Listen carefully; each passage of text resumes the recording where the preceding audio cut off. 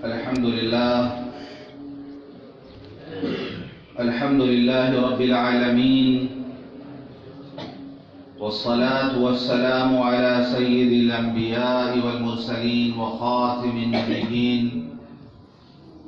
سيدنا محمد وآله وصحبه أجمعين، ومن تبعهم بإحسان ودعا بدعوتهم إلى يوم الدين. أما بعد، عن أنس بن مالك رضي الله عنه قال: قال رسول الله صلى الله عليه وسلم: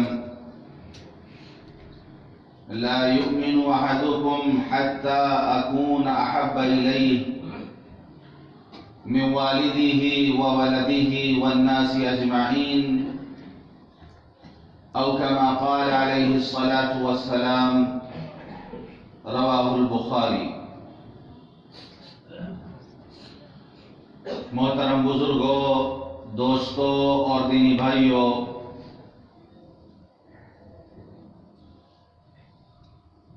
محمد کی محبت دین حق کی شرط اول ہے.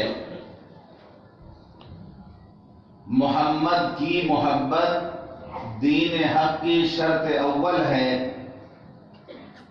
اسی میں ہو اگر خامی تو سب کچھ نامکمل ہے. محبت تین طرح کی ہوتی ہے، یا یوں کہہ لیجئے کہ محبت کی تین قسمیں ہیں: حب طبعی، حب عقلی، حب ایمانی. حب طبعی یہ ہے کہ طبیعت کے تقاضے سے فطری طور پر محبت ہو جائے. جیسے ماں باپ کو اپنی اولاد سے فطری طور پر محبت ہوتی ہے. صحابہ کرام نے حضور پاک صلی اللہ علیہ وسلم سے اپنی جان، مال، آل، اولاد سے بڑھ کر محبت کی.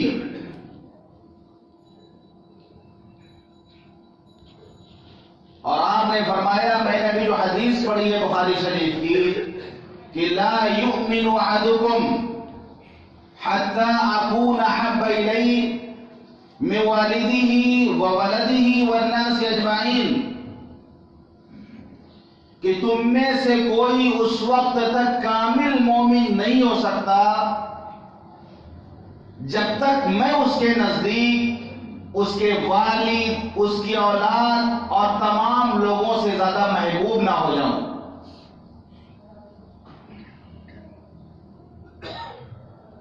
باپ، اولاد، تمام لوگوں سے زیادہ حضور پاک صلی اللہ علیہ وسلم کی محبت ہر مومن کے دل میں ہونی چاہیے. ہمارے ماں باپ آپ پر 1000 بار قربان. تو صحابہ کرام نے ایسی محبت کر کے دکھائی کہ بخاری شریف کی روایت ہے، حضرت عمر فاروق رضی اللہ عنہ کے ہاتھ کو حضور پاک صلی اللہ علیہ وسلم پکڑے ہوئے تھے. اس وقت حضرت عمر رضی اللہ عنہ نے فرمایا، اللہ کے رسول، اپنی جان سے زیادہ، اپنی جان کے علاوہ تمام چیزوں سے زیادہ آپ سے محبت ہے. آپ نے فرمایا، عمر تم کیا کہہ رہے ہو؟ اگر ایسی بات ہے تو ابھی تمہارا ایمان مکمل نہیں ہوا.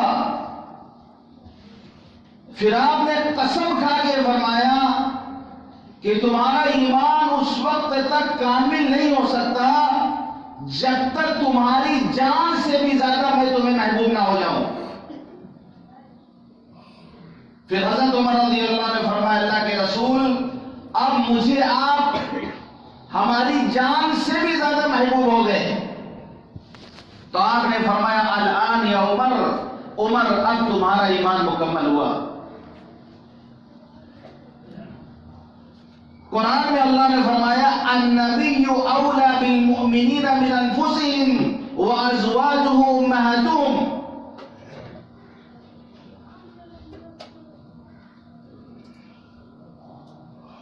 کہ نبی کا تعلق، نبی کا لگاؤ ایمان والوں سے ان کی جان سے بھی زیادہ ہے، اور آپ کی بیویاں مومنین کی مائیں ہیں، تو محبت طبعی یہ ہے، فطری محبت یہ ہے کہ کسی سے فطری طور پر، طبعی طور پر محبت ہو جائے۔ محبت کی دوسری قسم حب عقلی، یعنی دل نہ چاہے نہ ہو، طبیعت آمادہ نہ ہو،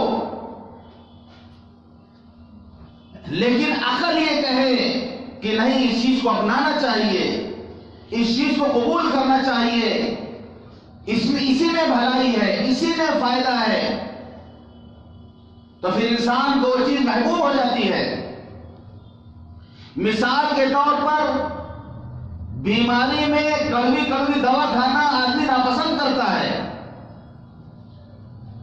آپریشن کی ضرورت پڑ جائے تو انسان پسند نہیں کرتا کہ کاٹ چھانٹ کی جائے اس کے جسم کے ساتھ، انسان گھبراتا ہے، انسان پسند نہیں کرتا، لیکن جب ڈاکٹر اس سے کہتا ہے کہ تمہارے آنے والے زندگی میں تمہیں آرام مل جائے گا، روز روز کی تکلیف سے تم نجات پا جاؤ گے، تو وہ آرام کو دیکھتے ہوئے اس کی عقل کہتی ہے کہ نہیں، ہمیں آپریشن کرانا چاہیے، ہمیں دوا کا استعمال کرنا چاہیے، تو پھر وہ اس کے لیے آمادہ ہو جاتا ہے، اس کے لیے تیار ہو جاتا ہے، جبکہ اس کا دل نہیں چاہتا، اس کی طبیعت نہیں چاہتی، لیکن عقل کہتی ہے تو وہ آمادہ ہو جاتا ہے۔ اسی طریقے سے حضور پاک صلی اللہ علیہ وسلم جو شریعت لے کر گئے، آج ہمارا حال یہ ہے کہ ہماری طبیعت آمادہ نہیں ہوتی، ہم تیار نہیں ہوتے ان پر عمل کرنے کے لیے، وہ احکامات ہم پر شاق گزرتے ہیں، اسی لیے آپ نے فرمایا حفت النار بالشہوات وحفت الجنت بالمکارہ، کہ اللہ نے جہنم کو شہوتوں سے گھیر دیا ہے اور جنت کو ناپسندیدہ چیزوں سے گھیر دیا ہے، مشقت والی چیزوں سے گھیر دیا ہے، کہ جنت میں جانے والا جو عمل ہوگا وہ انسان جلدی کرنے کے لیے آمادہ نہیں ہوگا، اس کا نفس تیار نہیں ہوگا اس کو کرنے کے لیے، وہ نفس پر بہت شاق گزرے گا، لیکن انسان سوچے کہ نہیں، ہماری آنے والی زندگی میں، ہماری آخرت کی زندگی میں اگر ہمیں ہمیشہ کے لیے کامیاب ہونا ہے تو پھر نہ چاہتے ہوئے بھی، دل چاہے یا نہ چاہے، ہمیں ان پر عمل کرنا ہے، ان احکامات کو اپنی زندگی میں لانا ہے، آپ صلی اللہ علیہ وسلم کی نورانی سنتوں پر ہمیں چلنا ہے، اسی میں ہمیں کامیابی ملے گی، یہی ہماری کامیابی کا راستہ ہے۔ تو جب عقل کہتی ہے تو ہمیں پھر اس کو اختیار کرنا چاہیے، اسے اپنانا چاہیے۔ اور محبت کی تیسری قسم ہے حب ایمانی، یعنی ایمان کے تعلق سے کسی سے محبت ہو۔ ظاہر سی بات ہے، جس کی قربانیوں کے صدقے، جس کی محنتوں کے صدقے ایمان کی دولت ہمیں ملی، تو اس سے ہر مومن کو کتنی محبت ہونی چاہیے۔ ایمان کے تقاضے سے بھی ہم دیکھیں تو ایمانی محبت یہ ہے کہ ایمان کے تعلق سے اللہ اور اس کے رسول سے محبت ہو، پھر ان کی محبت کی وجہ سے ہم جس سے بھی محبت کریں، صحابہ کرام کی محبت ہو، اہل بیت کی محبت ہو، بزرگان دین کی محبت ہو، علماء کرام کی محبت ہو، جس سے بھی ہم محبت کریں، ایک مسلمان بھائی سے محبت ہو، انسانوں سے محبت ہو، تو لیکن ہمیں جو محبت ہو وہ اللہ کے لیے محبت ہو. اس لیے کہ مطلب کی محبت کوئلے کی طرح ہوتی ہے، جب گرم ہوتا ہے تو ہاتھ کو جلا دیتا ہے، اور جب ٹھنڈا ہوتا ہے تو ہاتھ کو کالا کر دیتا ہے. مطلب کی محبت کوئلے کی طرح ہوتی ہے، گرم ہوگا تو ہاتھ جلائے گا، اور ٹھنڈا ہوگا تو ہاتھ کالا کرے گا.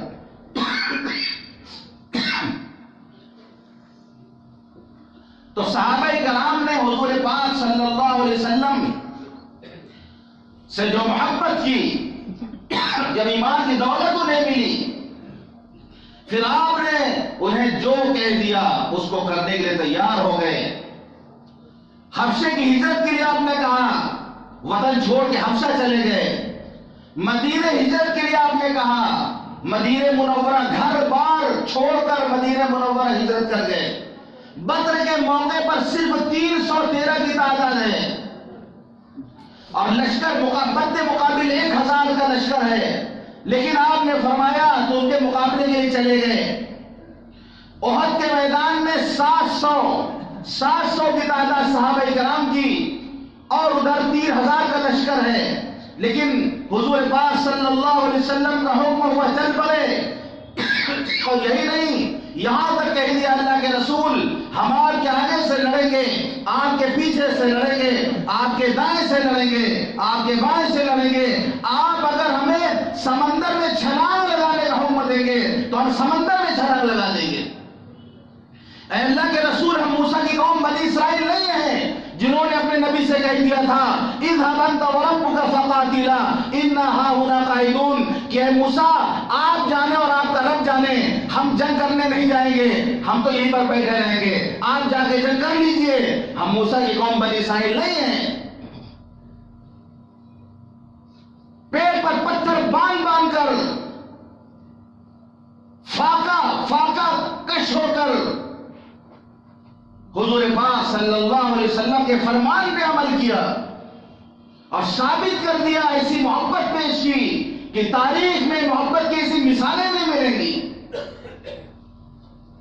کہ جن کو حضور پاک صلی اللہ علیہ وسلم کی مرضی سب سے زیادہ محبوب ہو.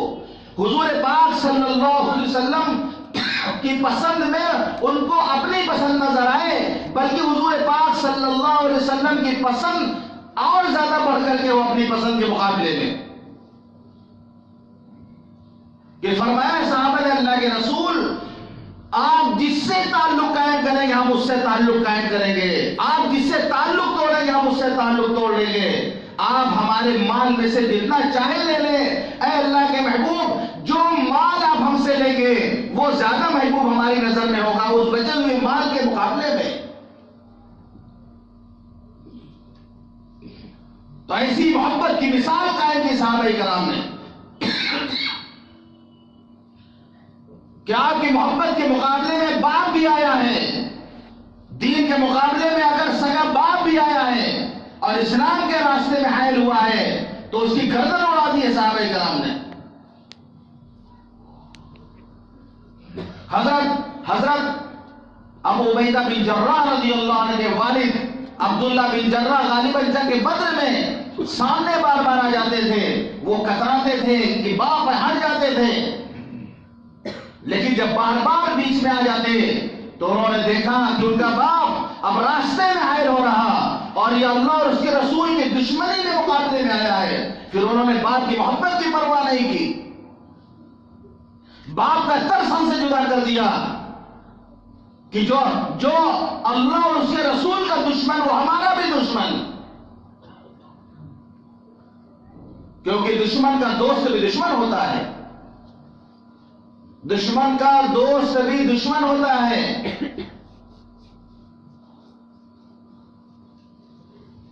حضرت انس رضی اللہ عنہ فرماتے ہیں جب مکہ فتح ہوا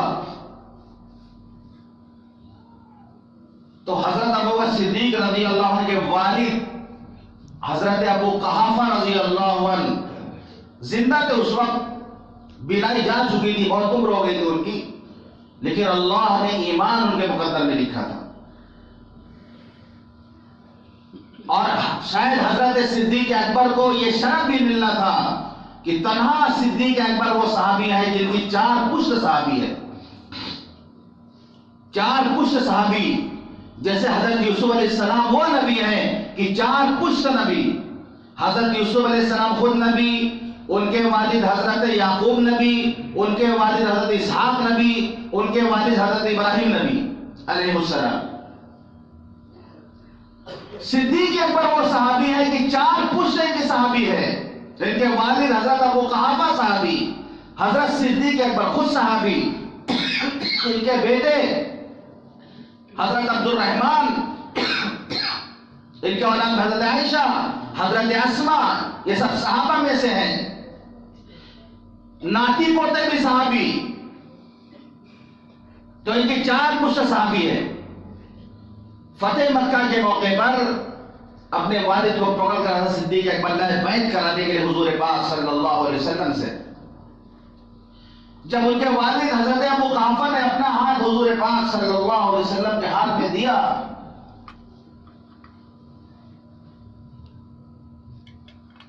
تو حضرت صدیق اکبر رضی اللہ عنہ رونے لگے، ان کے آنکھوں سے آنسو جاری ہو گئے اور فرمایا اللہ کے رسول، اگر اس وقت میرے باپ کے ہاتھ کی جگہ آپ کے ہاتھ میں آپ کا چچا کا ہاتھ ہوتا تو مجھے زیادہ پسند ہوتا، کیونکہ آپ کے چچا کا ایمان لانے سے آپ کو زیادہ خوشی ہوتی۔ آپ نے اپنے چچا ابو طالب کے سامنے کلمہ پیش کیا تھا، نہیں تھا ان کے مقدر میں، قبول نہیں کر سکے، وہ آخر وقت تک حضور پاک صلی اللہ علیہ وسلم نے کوشش کی، لیکن اللہ جس کو چاہتا ہے ہدایت دے دیتا ہے، نبی کے ہاتھ میں ہدایت نہیں ہے۔ اِنَّكَ لَا تَهْدِي مَنْ أَحْبَبْتَ وَلَكِنَّ اللَّهَ يَهْدِي مَن يَشَاءُ، کہ اے نبی آپ جس کو چاہے ہدایت دینا آپ ہدایت نہیں دے سکتے، اللہ جس کو ہدایت دے گا اسے ہدایت ملے گی۔ مَن يَهْدِ اللَّهُ فَلَا مُضِلَّ لَهُ، اللہ جسے ہدایت دے دے اسے کوئی گمراہ نہیں کر سکتا، وَمَن يُضْلِلْهُ فَلَا هَادِيَ لَهُ، اللہ جسے گمراہ کر دے اسے کوئی ہدایت نہیں دے سکتا۔ ہدایت اللہ نے اپنے ہاتھ میں رکھا، نبی کو بھی اللہ نے ہدایت کا اختیار نہیں دیا کہ آپ کے لاکھ چاہنے کے باوجود، کوشش کے باوجود آپ کی چچا ابو طالب اسلام قبول نہیں کر سکے۔ اور ایک طرف حضرت بلال حبشی ہیں، رنگ کالا ہے، موٹے موٹے ہونٹ، حبشہ کے رہنے والے غلام ہیں، اللہ نے ان کو ہدایت دے دی۔ جب یہ آیت نازل ہوئی تو حضرت بلال خوشی سے لوٹ رہے تھے کہ مارے خوشی کے کہ ہدایت اللہ نے اپنے ہاتھ میں رکھا۔ اگر اللہ کے ہاتھ میں ہدایت نہ ہوتی، نبی کے ہاتھ میں ہدایت ہوتی تو پہلے اللہ کے رسول اپنے گھر والوں کو دیکھتے، رشتہ داروں کو دیکھتے، پھر ہمارا نمبر پتہ نہیں کب آتا بھی کہ نمبر نہیں آتا پتہ نہیں، لیکن ہدایت اللہ نے اپنے ہاتھ میں رکھا ہے کہ اللہ نے مجھے پہلے ہدایت دے دی۔ تو اسی واقعے کو یاد کر کے حضرت صدیق اکبر رونے لگے کہ اللہ کے رسول، آج اگر میرے باپ کے ہاتھ کی جگہ آپ کے چچا کا ہاتھ ہوتا بیعت کے لیے تو مجھے زیادہ خوشی ہوتی، اس لیے کہ آپ کے چچا کا کلمہ پڑھنا آپ کو زیادہ پسند تھا، اس سے آپ کو زیادہ خوشی ہوتی، اور میری خوشی کے مقابلے میں آپ کا خوش ہونا مجھے زیادہ محبوب ہے۔ حضرت عمر فاروق رضی اللہ عنہ بدر کے موقع پر حضور پاک صلی اللہ علیہ وسلم کے چچا حضرت عباس کفار کے ساتھ آئے تھے، اس وقت مسلمان نہیں ہوئے تھے، زبردستی ان کو بھی لوگ لے کے چلے آئے تھے۔ ہوتا ہے بڑے بزرگ تھے، آدمی جو ہے کوئی پروگرام ایسے ہی دیکھتے ہیں، کوئی بڑا بزرگ ہوتا ہے، دل چاہے نہ چاہے اس کو لوگ زبردستی لے آئے کرسی بیٹھا دیتے ہیں کہ محلے کے بڑے بزرگ آدمی ہیں۔ بہت کام بڑے بزرگوں کو ایسا کرنا پڑتا ہے کہ مجبور ہو جاتے ہیں وہ۔ تو حضرت عباس رضی اللہ عنہ کا دل نہیں چاہ رہا تھا کہ بدر کے میدان میں بھتیجے کے مقابلے میں جائیں، لیکن لے کے چلے گئے لوگ، وہ بھی چلے گئے۔ جب شکست ہوئی کفار کی، جو 70 مشرکین گرفتار ہوئے، ان گرفتار ہونے والوں میں حضور پاک صلی اللہ علیہ وسلم کے چچا حضرت عباس بھی تھے۔ سب کو گرفتار کر کے لایا گیا، مسجد میں باندھ دیا گیا تھا، رسی سے باندھ دیا گیا تھا۔ قیدی میں سب کے ساتھ برابر کا سلوک ہے، یہ چچا ہو یا کوئی بھی ہو، سب کے ساتھ برابر کا سلوک۔ لیکن تکلیف سے جب چچا کرائے رات میں، جب رات میں چچا کے کراہ کی آواز حضور پاک صلی اللہ علیہ وسلم نے سنی تو ساری رات کروٹ بدلتے رہے، نیند نہیں ہے آپ کو. یہاں تک کہ جب صحابہ کرام کو معلوم ہوا تو آگے ہم دیکھیں اللہ کے رسول ان کی رسی ڈھیلی کرتے ہیں. فرمائے سب کی رسی ڈھیلی کر دو، جو خیال رکھنا ان کے کھانے پینے کا اچھا سا خیال رکھنا. خود جو قیدی بن کر کے آئے تھے ان کا بیان یہ ہے کہ کھانا جو گھر میں بنتا تھا وہ ہمارے سامنے پیش کیا جاتا تھا، اور مکے کے جو انصار اور مہاجرین تھے وہ کھجوریں کھا کے زندگی گزار لیتے تھے، کیونکہ حضور پاک صلی اللہ علیہ وسلم نے یہ کہہ دیا تھا کہ ان کا خیال رکھنا. خود نہیں کھاتے تھے، ہم کو کھلا دیتے تھے. تو حضرت عمر خطاب رضی اللہ عنہ نے حضرت عباس سے جا کے عرض کیا کہ عباس کلمہ پڑھ لیجئے، مسلمان ہو جائیے. قسم خدا کی آپ کا مسلمان ہونا میرے باپ خطاب کے مسلمان ہونے سے زیادہ مجھے محبوب ہے، کیونکہ میں دیکھتا ہوں کہ حضور پاک صلی اللہ علیہ وسلم کو بڑی امید ہے اور آپ کی بڑی خواہش ہے کہ آپ کلمہ پڑھ لیں. تو یہ حضرات وہ تھے کہ انہوں نے اپنی خوشی کو، اپنی خواہش کو حضور پاک صلی اللہ علیہ وسلم کی خوشی پر قربان کر دیا. آپ کی خوشی کو انہوں نے مقدم رکھا. ایک صحابی ہیں حضرت طلحہ ابن برہ رضی اللہ عنہ، نوجوان صحابی حضور پاک صلی اللہ علیہ وسلم کی خدمت میں پہنچے، لپٹ گئے آپ سے، چمٹ گئے آپ سے، بوسہ دینے لگے آپ کو اور کہنے اللہ کے رسول آپ مجھے جس چیز کا بھی حکم دیں گے، آپ مجھے جس چیز کا بھی حکم دیں گے میں اس کی تعمیل کروں گا، نافرمانی نہیں کروں گا. آپ نے فرمایا ٹھیک ہے جاؤ اپنے ابا کو قتل کر دو. اگر جاؤ اپنے ابا کو قتل کر دو، چل پڑے تلوار لے کر. آپ نے بلایا ارے یہاں آؤ، ہم رشتوں کو کاٹنے کے لیے، رشتوں کو مٹانے کے لیے نہیں آئے، بلکہ ہم نے اس لیے کہا کہ تمہارے ایمان میں کوئی شک نہ رہ جائے. ہم نے یہ بات اس لیے کہی کہ تمہارے ایمان میں کوئی شک نہ رہ جائے. حضرت طلحہ ابن برہ رضی اللہ عنہ بیمار ہو گئے. حضور پاک صلی اللہ علیہ وسلم عیادت کے لیے تشریف لے گئے. دیکھا آپ نے، چہرہ سے اندازہ لگ گیا. آپ نے فرمایا کہ اس بیماری سے شاید یہ اچھے نہ ہو پائیں، مجھے جو ہے موت کے آثار نظر آتے ہیں، ان کا انتقال ہو جائے تو مجھے خبر کرنا. حضرت طلحہ بن برہ رضی اللہ عنہ بے ہوشی حالت میں تھے. آپ آگے چلے گئے. جب رات میں ہوش آیا تو بتایا لوگوں نے کہ حضور پاک صلی اللہ علیہ وسلم کی عادت میں تشریف لائے تھے. انہوں نے وصیت کی کہ اگر میرا انتقال رات میں ہو جائے تو حضور پاک صلی اللہ علیہ وسلم کو ہمارا سلام عرض کر دینا اور آپ سے استغفار کی درخواست کرنا اور آپ کو رات میں آنے کی زحمت نہ دینا کہ رات میں آپ آئیں ہمارے جنازے میں اور پھر آپ کو کوئی تکلیف پہنچ جائے. آپ کو زحمت نہ دینا، ہمیں دفن کر دینا. انتقال ہو گیا رات میں، راتوں رات ان کو دفن کر دیا گیا. حضور پاک صلی اللہ علیہ وسلم کو نہیں اطلاع دی گئی. صبح کو جب آپ نے پوچھا حضرت طلحہ کے بارے میں تو بتایا گیا کہ رات میں ان کا انتقال ہوگا. تدفین بھی رات میں ہو گئی. تدفین بھی رات میں ہو گئی. تو حضور پاک صلی اللہ علیہ وسلم حضرت طلحہ بن برہ رضی اللہ عنہ قبر پہ گئے اور جا کر آپ نے ان کے لیے، ان کے حق میں دعا کی.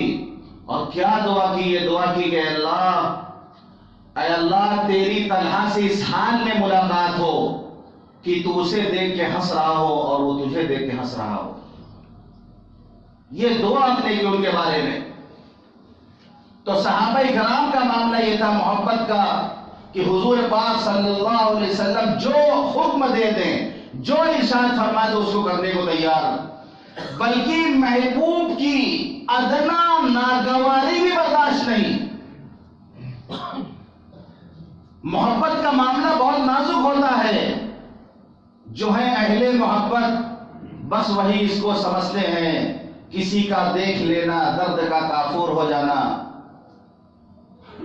جو ہے اہل محبت بس وہی اس کو سمجھتے ہیں کسی کا دیکھ لینا درد کا کافور ہو جانا، ہر طرف سر گھما کے دیکھ لیا پھر مجھے مسکرا کے دیکھ لیا، آج میں نے وہ چاند سا مکھڑا بکھری زلفیں ہٹا کے دیکھ لیا۔ محبت کا معاملہ بڑا نازک ہوتا ہے، محبوب کا اعراض کرنا، محبوب کی بے رخی یا کبھی پلٹ کر جواب محبوب دے دے یا کوئی ایسا لہجہ اختیار کر لے تو سمجھ لیجئے کہ محبوب کا قیامت ٹوٹ پڑتی ہے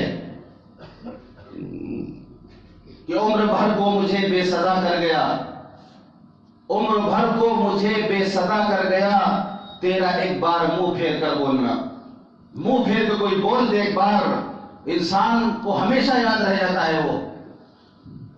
تو فرمانا تو دور کی بات ہے، حضور پاک صلی اللہ علیہ وسلم اگر اعراض ہی فرما لیتے تھے تو صحابہ کرام پر قیامت ٹوٹ پڑتی تھی۔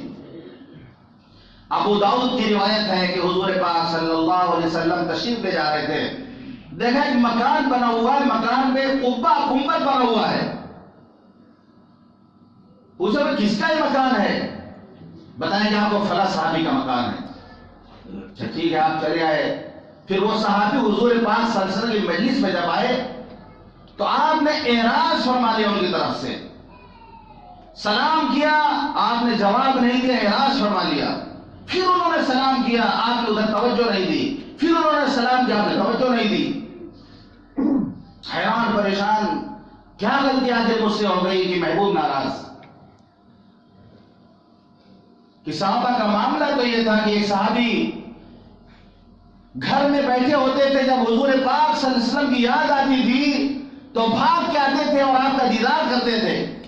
جب ان کو قرار ملتا تھا، ایک دن آئے فرمایا اللہ کے رسول میں گھر میں ہوتا ہوں، بال بچوں میں ہوتا ہوں، جب آپ کی یاد آتی ہے تو میں بھاگ کے آپ کی مجلس میں آ جاتا ہوں، آپ کا دیدار کر لیتا ہوں، مجھے قرار آ جاتا ہے، لیکن میں سوچتا ہوں کہ کل قیامت کے دن آپ تو نبیوں کے ساتھ ہوں گے اور اگر ہم جنت میں ہوں گے تو آپ سے بہت نیچے ہوں گے، تو جنت میں آپ کا دیدار نہیں ہوگا تو مزہ ہی نہیں آئے گا، آپ کے دیدار کے بغیر تو جنت میں مزہ نہیں آئے گا۔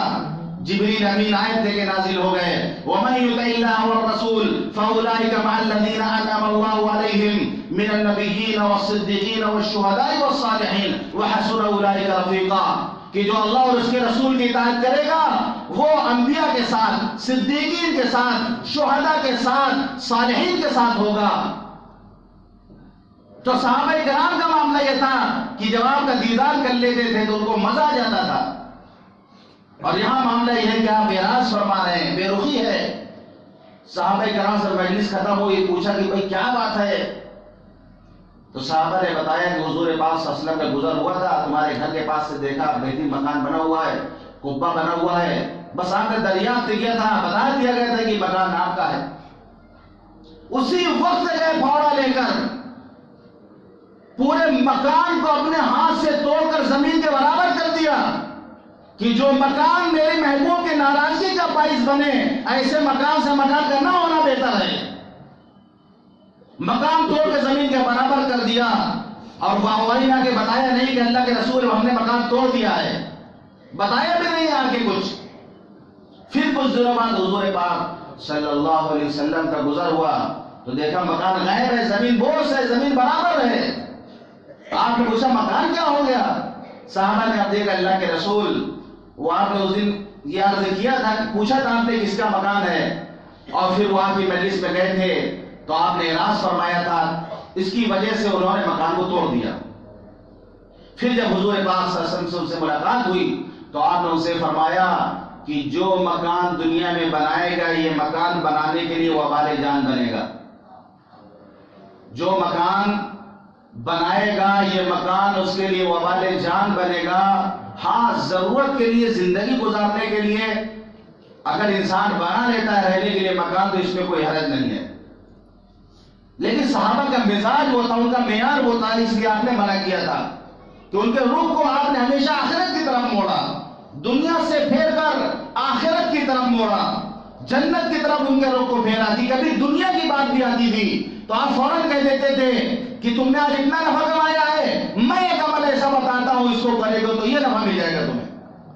آپ حدیث میں دیکھیں پڑھیں کہ اگر کبھی دنیا کی بات بھی آتی تھی آپ کے مجلس میں تو آپ عبادت کے ذریعے سے، اطاعت کے ذریعے سے، ذکر و اذکار کے ذریعے سے بتا دیتے تھے کہ یہ عمل کرو گے تو اس سے زیادہ تم کو نفع ملے گا. تو اعراض برداشت نہیں ہوتا تھا ذرا سا. اور ادب کا معاملہ یہ تھا، ادب کا معاملہ تو یہ تھا کہ ابو سفیان صلح حدیبیہ کے بعد مدینہ گئے تھے کچھ بات کرنے کے لیے حضور پاک صلی اللہ علیہ وسلم سے. اور ابو سفیان کی بیٹی حضرت ام حبیبہ حضور پاک صلی اللہ علیہ وسلم کی گھر والی تھی، آپ کی زوجہ محترمہ تھی. تو ظاہر سی بات ہے بیٹی سے ملنے کے لیے جب گئے گھر پہ بستر بچھا ہوا تھا، جب دیکھا حضرت ام حبیبہ نے کہ باپ آئے ہیں تو بستر کو لپیٹ کر کے رکھ دیا. باپ بیٹی کے جو سسرال جائے تو بیٹیاں تو بستر لگاتی ہیں، وہاں معاملہ الٹا، بستر لگا ہوا ہے اس کو موڑ کر کے رکھ دیا. ابو سفیان نے حیرت سے پوچھا بیٹی تم نے یہ کیا کیا؟ کیا یہ بستر میرے لائق نہیں یا میں اس بستر کے لائق نہیں؟ تو حضرت ام حبیبہ نے کہا ابا جان یہ بستر جناب محمد رسول اللہ صلی اللہ علیہ وسلم کا پاکیزہ بستر ہے، آپ کے اندر کفر شرک کی جو ہے گندگی ہے، آپ اس بار بستر پر نہیں بیٹھ سکتے.